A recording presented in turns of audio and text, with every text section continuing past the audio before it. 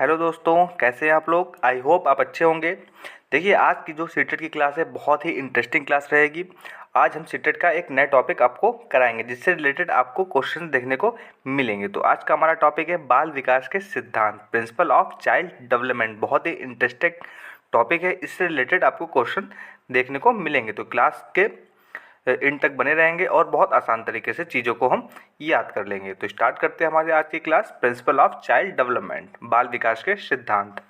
तो देखेंगे one by one करके। जो हमारा पहला सिद्धांत है, हमारा पहला सिद्धांत है समान प्रतिमान का सिद्धांत, प्रिंसिपल ऑफ सिमिलर पैटर्न। देखिए, प्रिंसिपल ऑफ सिमिलर पैटर्न क्या होता है। देखिए, इसमें क्या होता है, जितने भी व्यक्ति होते हैं उन सबकी अपनी जाति होती है। जैसे कि हाथी की एक अलग जाति हो गई, मानव की एक अलग जाति हो गई। तो अलग अलग जो प्रकार की जातियाँ होती हैं उनमें एक समान रूप का पैटर्न चलता है।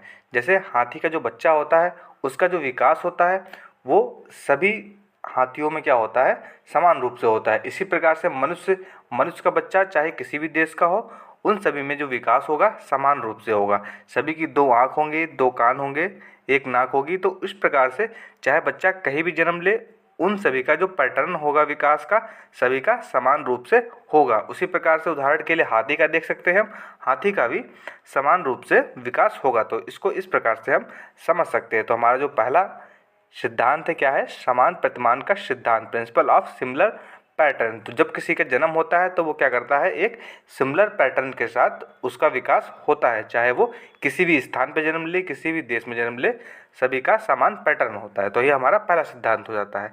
अगले सिद्धांत पे चलते हैं।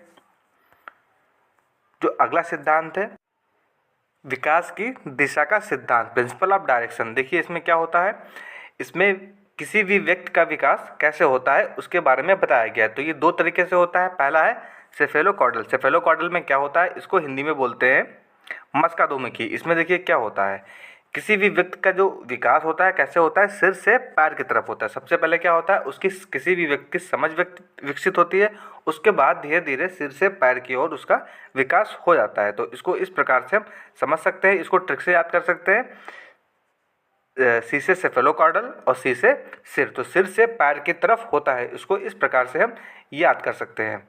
तो जो विकास की दिशा होती है सिर से पैर की तरफ चलती है। जब हमारी विकास की दिशा सिर के पैर की तरफ चलती है तो उसको हम क्या बोलते हैं, सेफेलोकॉर्डल, या इसको क्या बोलते हैं, मस्कादोमुखी।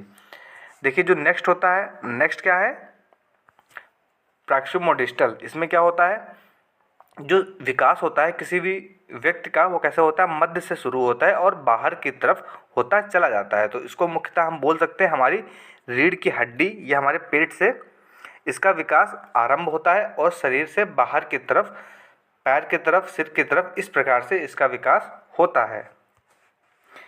यह जो विकास होता है कैसा होता है, क्रमिक होता है। तो मध्य से स्टार्ट होता है और शरीर से बाहर की तरफ होता है। तो बहुत ही आसान है। प्रॉक्सिमल डिस्टल में क्या होता है, शरीर से मध्य से बाहर की तरफ। सेफेलोकॉर्डल में क्या होता है, सिर से पैर की तरफ होता है। अगले सिद्धांत पर चलेंगे। अगला सिद्धांत है निरंतरता का सिद्धांत, प्रिंसिपल ऑफ होता है कभी न रुकने वाली प्रक्रिया होती है। ये कैसी होती है, जीवन पर्यंत चलने वाली प्रक्रिया है। ये गर्भ से स्टार्ट होती है और व्यक्ति के मृत्यु तक चलती है। तो इसको हम इस प्रकार समझ सकते हैं, जीवन पर्यंत, जब तक कि मनुष्य का जीवन होता है तब तक ये प्रक्रिया चलती रहती है। ये केवल मंद या तेज हो सकती है, या तो ये धीमी हो सकती है या विकास की जो प्रक्रिया है तेज हो सकती है। तो जीवन पर्यंत चलती रहती है, लगातार सतत रूप से विकास होता रहता है। इसको क्या बोलते हैं, प्रिंसिपल ऑफ कंटिन्यूटी या निरंतरता का सिद्धांत। नेक्स्ट सिद्धांत देखेंगे, अनिरंतरता या डिसकंटिन्यूटी। देखिए, डिसकंटिन्यूटी से ये नहीं समझेंगे कि विकास जो है रुक जाता है, ऐसा नहीं होता है।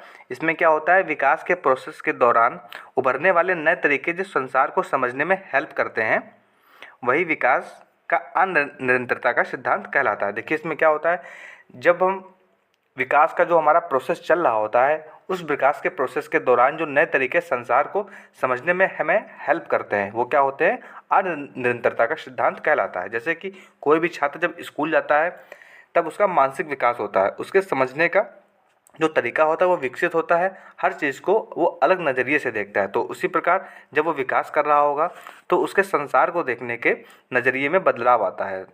वो संसार को अलग तरीके से समझने में उसकी मदद करती है। तो वो क्या होता है, विकास का अनिरंतरता का सिद्धांत उसको हम बोल सकते हैं, जिसको हम डिसकंटिन्यूटी बोलते हैं। डिसकंटिन्यूटी इंग्लिश का टर्म याद रखेंगे। देखिए हिंदी में हमको अनिरंतरता या अलग अलग प्रकार के टर्म देखने को मिल सकते हैं, लेकिन इंग्लिश में हमको सेम टर्म देखने को मिलता है। तो इंग्लिश का टर्म जरूर याद रखेंगे, डिसकंटिन्यूटी। नेक्स्ट सिद्धांत पे चलेंगे। अगला सिद्धांत है सामान्य से विशिष्ट क्रियाओं का सिद्धांत, principle of general to specific. इसमें क्या होता है, जो हमारा विकास होता है सदैव कैसा होता है, सामान्य से विशिष्ट क्रियाओं की ओर चलता है, न कि विशिष्ट से सामान्य की ओर। सबसे पहले हम क्या करते हैं, सामान्य क्रियाएं सीखते हैं। जब किसी व्यक्ति का विकास होता है तो सबसे पहले वो सामान्य क्रियाएं सीखता है, जैसे कि उठना सीखेगा, उसके बाद वो बैठना सीखेगा, फिर चलना सीखेगा, फिर दौड़ना सीखेगा। देखिए कोई भी व्यक्ति होता है या कोई भी जब बालक होगा या कोई भी बच्चा होगा, उसका विकास जब होता है तो विकास के दौरान वो डायरेक्ट दौड़ना नहीं सीखता है। सबसे पहले क्या करता सीखता है, उठना सीखेगा, फिर बैठना सीखेगा, फिर चलना, फिर दौड़ना। तो क्या होता है, सामान्य से विशिष्ट क्रियाओं की ओर विकास होता है। पहले सामान्य चीज़ें सीखेगा, फिर विशिष्ट चीज़ें सीखेगा। तो इसको इस प्रकार से हम देख सकते हैं। नेक्स्ट है पूर्वानुमान का सिद्धांत, प्रिंसिपल ऑफ प्रेडिक्टेबिलिटी। देखिए इसमें क्या होता है, विकास जो होता है उसको हम पूर्वानुमान कर सकते हैं। जैसे कि किसी व्यक्ति का जो IQ है 140 है, तो हम उसका विकास क्या कर सकते हैं, हम प्रेडिक्ट कर सकते हैं। तो ऐसे ही जब किसी का विकास होगा तो उसका हम पूर्वानुमान कुछ हद तक लगा सकते हैं, लेकिन अगर उसको उस प्रकार का इन्वायरमेंट नहीं मिलता है तब उसका विकास उस तरीके का नहीं होगा जैसा हम प्रेडिक्ट किया था। तो इसको हम बोल सकते हैं, हम जो पूर्वानुमान करेंगे कुछ हद तक ही कर सकते हैं, 100% हम ऐसा नहीं बोल सकते हैं, वो इन्वायरमेंट पर भी डिपेंड करता है। तो सभी बच्चों का विकास की जो दर होती है वो अलग अलग होती है। कैसी होती है, अलग अलग होती है, और कुछ हद तक हम पूर्वानुमान भी लगा सकते हैं। जो अगला सिद्धांत है उसको देखेंगे, एकीकरण का सिद्धांत। बच्चों में जो एकीकरण का गुण जो है पाया जाता है। तो एकीकरण के गुण से हम क्या समझते हैं, जैसे कि हम किसी भी कार्य को करते हैं, सबसे पहले हम क्या करते हैं, हम मानसिक और शारीरिक दोनों चीज़ों का जब उपयोग करके किसी भी प्रोसेस को करते हैं तो वो हमारा एकीकरण के अंतर्गत आता है। जैसे कि हम आपको पढ़ा रहे हैं, तो पढ़ाने का जो हमारा तरीका है, एक तो अपनी मानसिक क्रियाओं का हम यूज़ कर रहे हैं, जो हमको आता है वो हम आपको बता रहे हैं। इसके अलावा हम अपने शारीरिक कौशलों का भी उपयोग कर रहे हैं, जैसे कि हम आपको लिख लिख के या पॉइंट करके चीज़ों को बता रहे हैं, इसमें हम शारीरिक कौशल का भी उपयोग कर रहे हैं। तो ये हमारा कैसा हो गया, एकीकरण जो है शारीरिक प्लस मानसिक दोनों चीज़ों का जब एकीकरण करते हैं तो वही हमारा एकीकरण का सिद्धांत हो जाता है। तो एकीकरण में समानता हम क्या बोल सकते हैं, शारीरिक और मानसिक दोनों प्रकार के जो क्रियाएं होती हैं, जो दोनों प्रकार के गुण होते हैं, उनका जब उपयोग करते हैं तो वो हमारा एकीकरण का सिद्धांत हो जाता है। ये हमारे विकास में हेल्प करता है।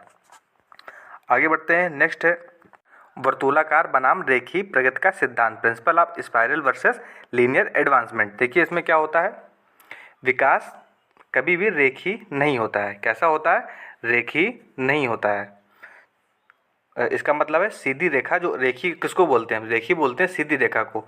विकास जो है कभी भी सीधी रेखा में नहीं होता है। वो कैसा होता है, कभी धीमा हो सकता है या कभी ज़्यादा हो सकता है। तो इसका जो ग्राफ बनेगा कैसा, जिगजैग बनेगा, कभी तेज हो जाएगा विकास तो कभी धीमा हो जाएगा। विकास कभी भी समान रूप से नहीं हो सकता है। तो इसको हम इस प्रकार से समझ सकते हैं। स्पाइरल देखिए, स्पाइरल बॉन्डिंग आपने देखी होगी, इस प्रकार से कुछ जिगजैग तरह की होती है। तो विकास भी हमारा ऐसा ही है, कभी तो तेज हो जाएगा और कभी धीरे हो जाएगा। ये कभी भी लीनियर नहीं हो सकता है। आगे बढ़ते हैं।